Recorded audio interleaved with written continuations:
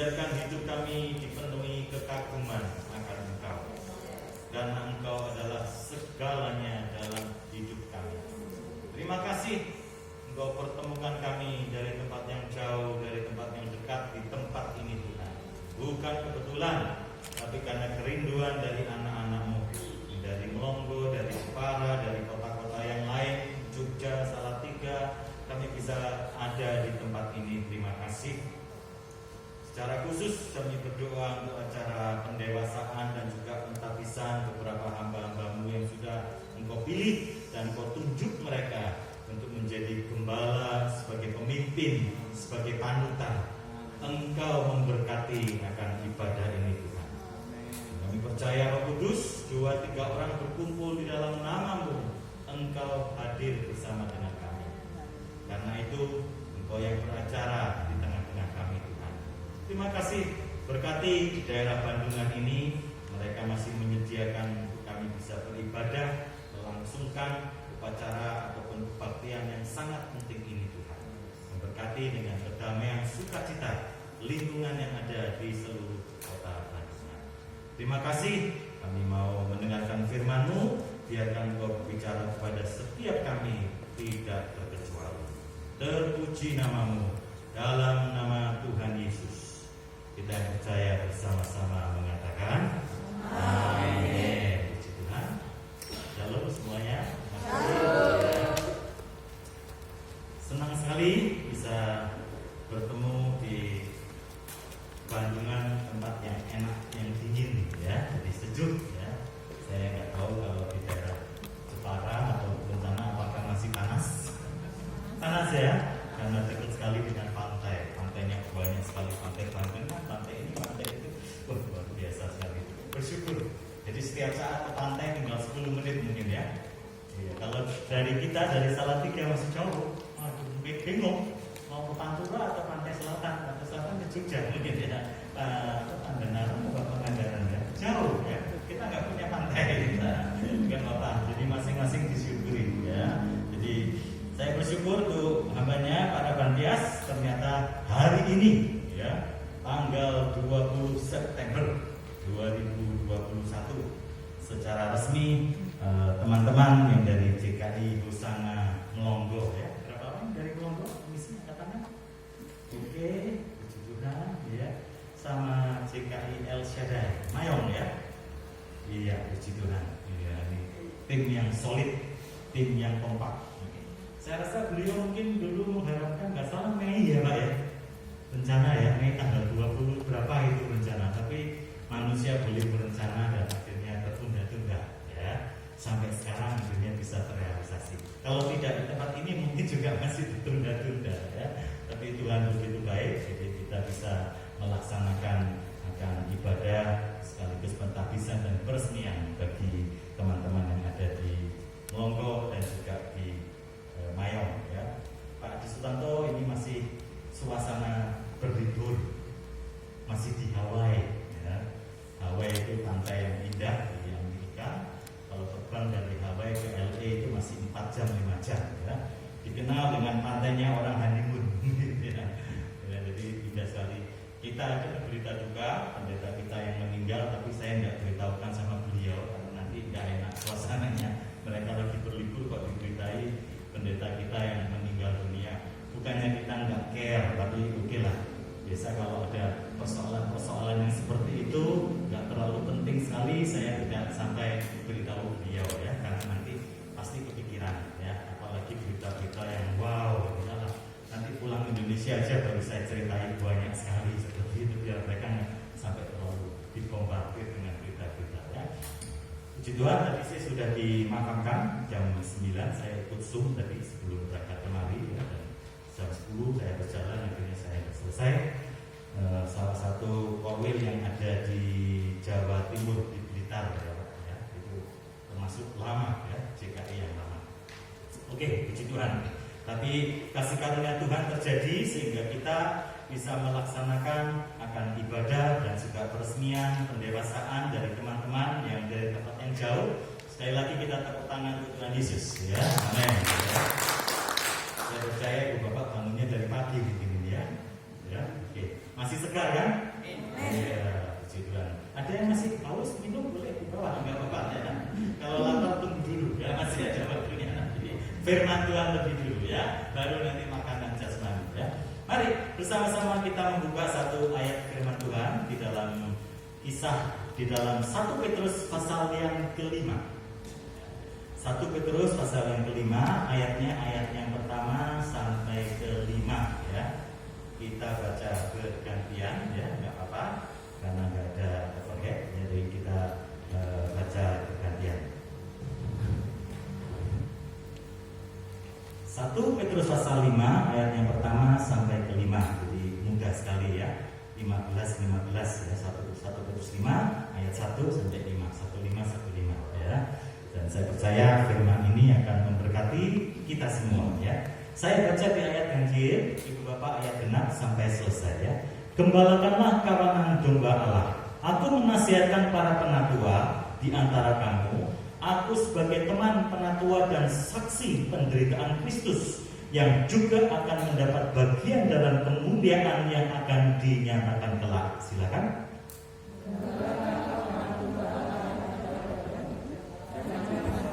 Tapi dengan sukacita sesuai dengan kehendak Allah. Dan jangan kamu mencari keuntungan, tapi dengan pengabdian diri. Janganlah kamu berbuat seolah-olah kamu mau memerintah atas mereka yang dipercayakan kepadamu, tetapi hendaklah kamu menjadi teladan bagi kawanan domba itu. Maka apabila kita pun datang, kamu akan menerima mahkota kemuliaan yang tidak dapat kayu. Demikian juga kamu, hai orang-orang muda, tunduklah kepada orang-orang tua, dan kamu semua rendahkanlah dirimu seorang terhadap yang lain, sebab Allah menentang orang yang congkak, tetapi mengasihani orang yang rendah hati. Amin. Ibu Bapak bisa baca sampai selesai, saya rasa itu bagus sekali. Ayat-ayat sebelumnya juga luar biasa. Saya bersyukur, mengapa?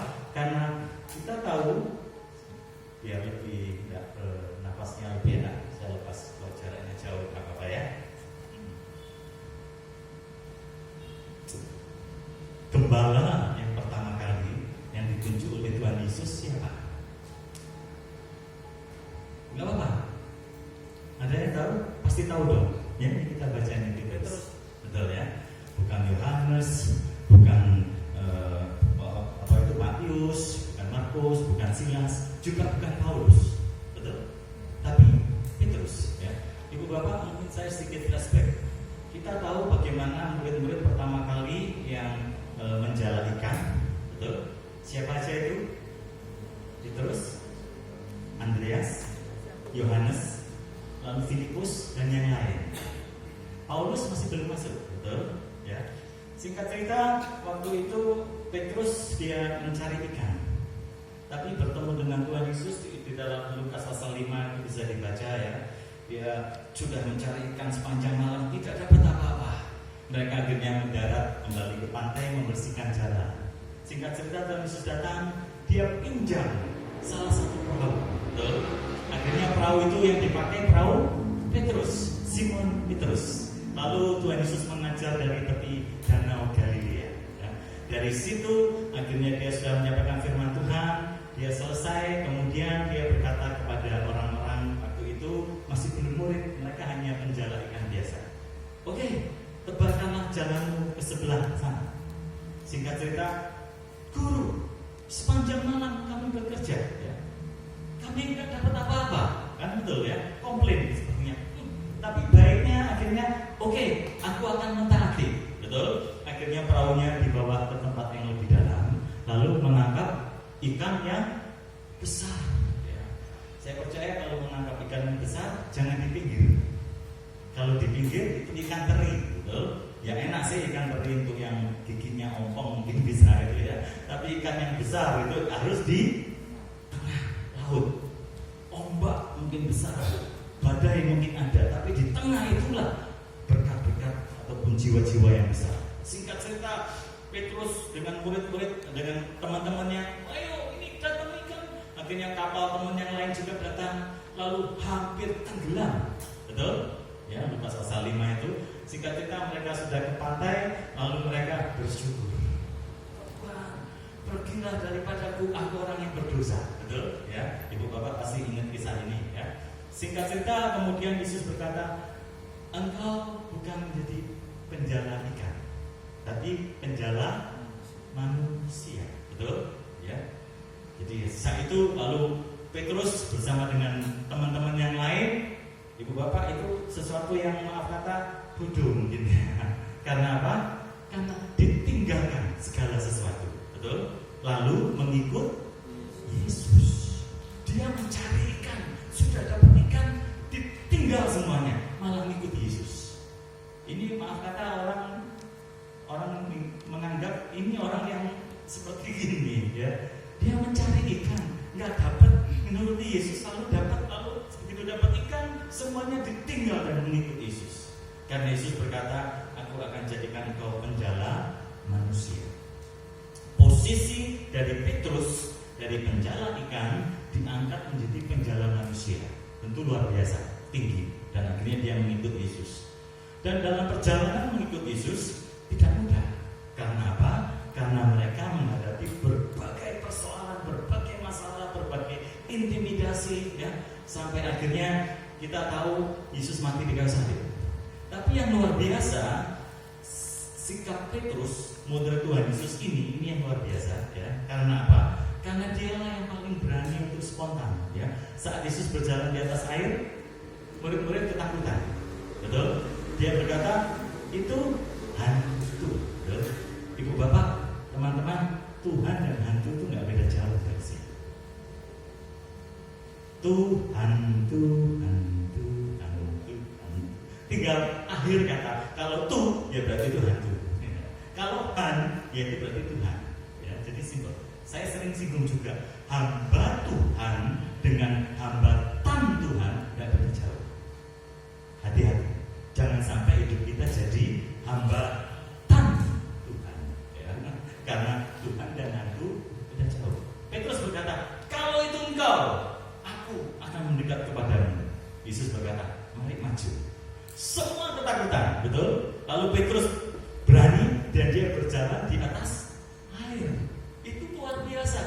Memang maaf kata, karakter dari Petrus itu orang yang kolerik, ya. Orang yang boleh dikatakan orang yang ekstrovert, ya. Manusia mungkin ada 4 ya, kolerik, sanguin, melankolik, sama pragmatik, ya. Ragu-ragu, ya.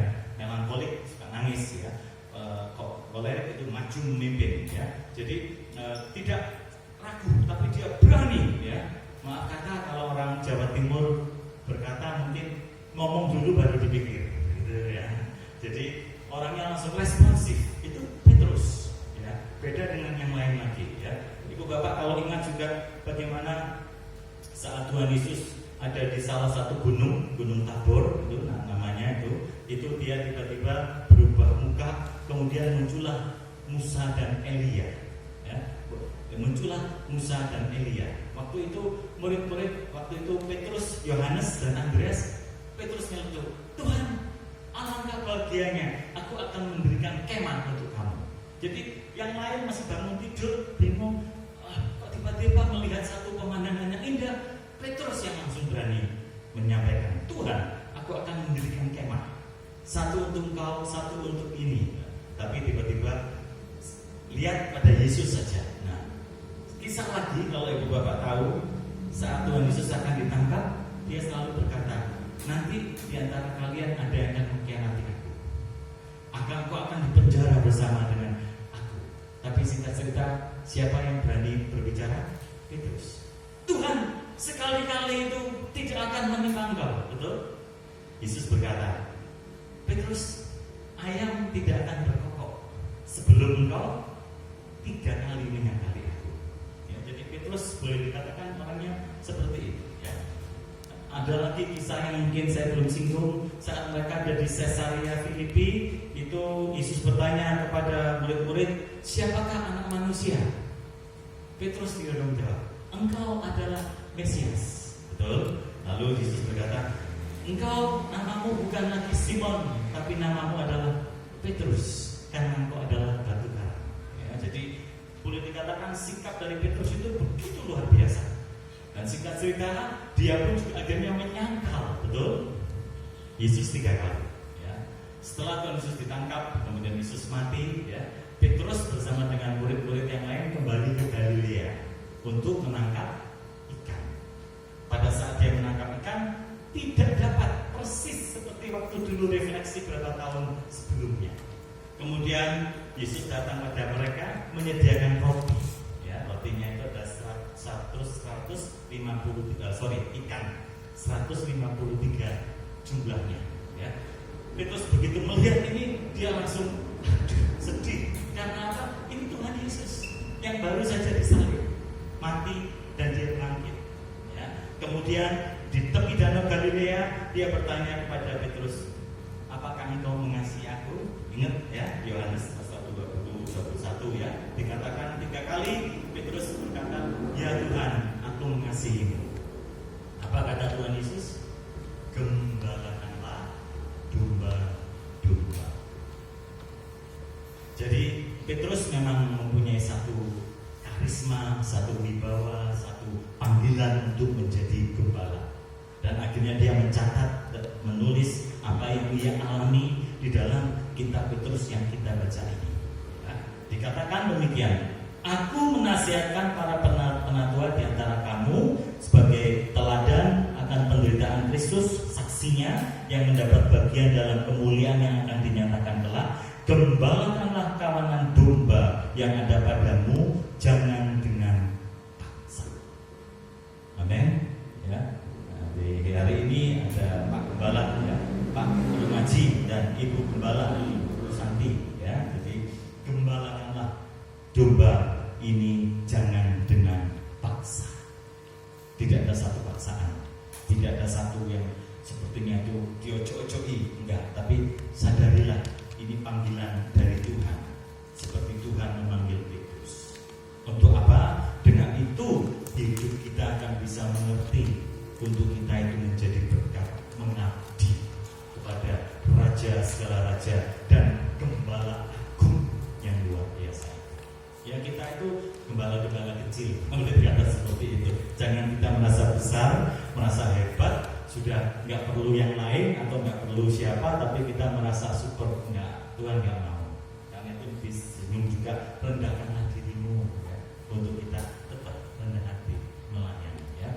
Yang pertama, jangan dengan paksa, tetapi dengan sukarela. Ya, dengan sukarela kita tahu bahwa ini kita ditebus dari hidup, dari dosa, dari kesalahan, dari kegagalan, dari maaf kata mungkin kita dulu orang yang tidak benar, tapi dipakai oleh Tuhan. Ya. Jadi kita harus mengabdikan diri dengan sukarela, tanpa ada satu imbalan apapun juga. Ya. Kemudian dikatakan sesuai dengan kehendak Tuhan. Jadi Tuhan punya kehendak dalam hidup kita, bahwa kita tahu sebelum lahir Tuhan sudah memanggil kita. Jadi kita walaupun maaf kata mungkin dulunya punya background yang wah nggak karu-karuan, ya, tapi Tuhan tahu, Tuhan punya kehendak dalam hidup kita untuk kita masuk dalam panggilannya yang mulia. Berikutnya dikatakan jangan karena mau mencari keuntungan. Nah ini yang paling berbahaya. Karena apa? Biasanya maaf kata mereka cari keuntungan, cari profit. Ya, organisasi, ada organisasi yang profitable, ya, ada organisasi yang tidak profitable, NGO seperti itu, ya. Kalau zaman dulu saya di Surabaya tahun 80 itu terkenal gereja yang cari duit aja itu, ya. Nah, itu wah semuanya pokok serba duit, dihitung duit, ya. Jadi sempat mereka bilang ini pekerjaan sepi, jadi harus apa? Harus cari ganto, cari kerjaan apa? Yaitu kalau seharusnya mengikut Yesus, ya, kalau orang-orang Jawa Timur ngomongnya cu Yesus, ya, ikut Yesus, tapi ini bukan cu tapi co itu artinya kerja Yesus, ya. Itu maksudnya apa? Buka usaha, buka gereja biar dapat untung. Nah sepertinya itu yang tidak boleh, jangan, ya, bukan untuk mencari keuntungan. Dan akhirnya karena itu saya senang, ya, hamba Tuhan dengan hambatan Tuhan gak beda jauh, hanya tan saja. Tuhan dengan mamon itu sepertinya disejajarkan, betul? Bukan yang lain, mamon. Karena mamon itulah bisa membuat orang berubah. Visinya, motivasinya, kesungguhan hatinya bisa berubah karena harta, karena keuntungan ataupun karena mamon. Ingat, akar segala kejahatan, ya, Timotius dinasihati oleh Paulus adalah cinta uang.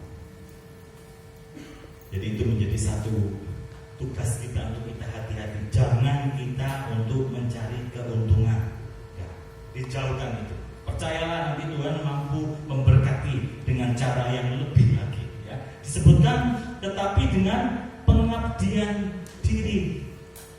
Kita harus mengabdi. Namanya abdi itu adalah, maaf kata, pembantu. Doulos, ya, bahasa Yunaninya jelas doulos.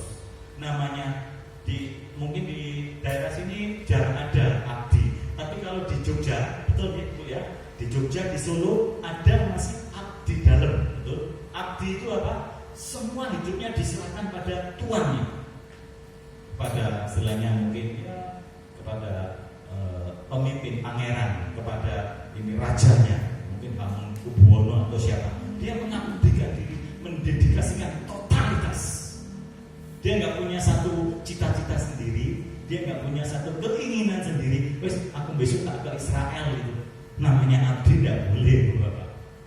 Nanti kecuali rajanya berkata, oke nak, kamu silakan pergi, ya baru dia pergi. Ya.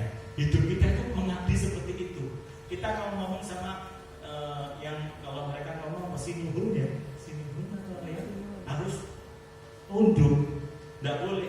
Oh, buat apa? Oke, bro, ayo bro. Nah ini saudara, betul? Namanya abdi. Kita harus mengabdikan diri. Maaf kata, saya lihat itu harus jongkok, ngomong begini. Kalau nggak dipanggil, nggak berdiri dia, harus tunduk terus, menghormati, betul? Pengabdian sampai seperti itu. Saya rasa bagus sekali ini di dalam apa yang disampaikan oleh Petrus. Jangan dengan pengabdian